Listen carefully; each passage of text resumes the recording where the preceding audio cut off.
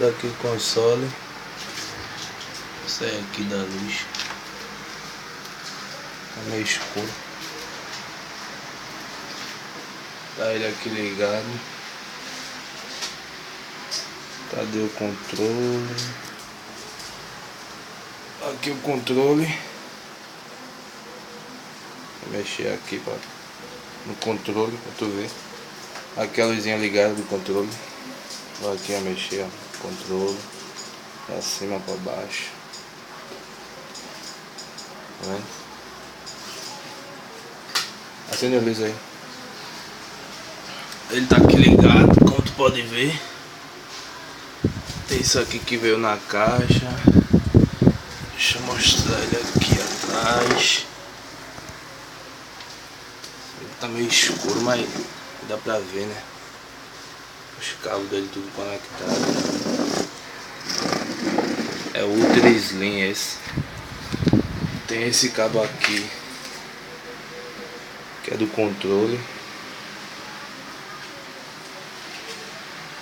Esse cabo que é do controle. Deixa eu botar ele aqui. Aqui é a caixa.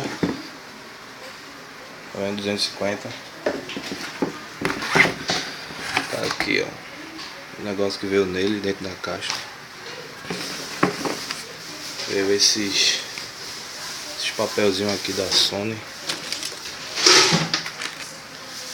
Veio, tem esse cabo aqui também. Certo? Tem esse cabo aqui também que veio. Tem isso aqui que parece que é o manual.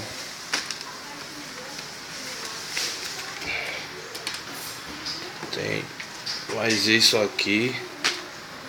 Deixa eu ver se tem alguma coisa aqui na caixa. Tem mais esse papelzinho aqui dele.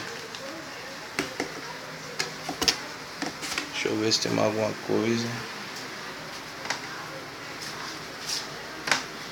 Vou te mostrar agora a nota fiscal. Tá um pouquinho apagada, mas dá pra ver. Aqui a nota dele, a nota fiscal. Tá um pouquinho apagada, mas aqui as duas notas dele. Deixar aqui guardadinha. Pronto. Isso aí, ó, tá aí, ó. Novo. Tá funcionando aí normalmente. Só não vou botar jogo porque é como eu te disse, não tem jogo. Tô mexendo aí normalmente. Agora vou desligar ele e ligar de novo. Desligar o console. Aí, sim.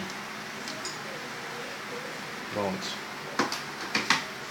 Agora eu vou ligar ele de novo.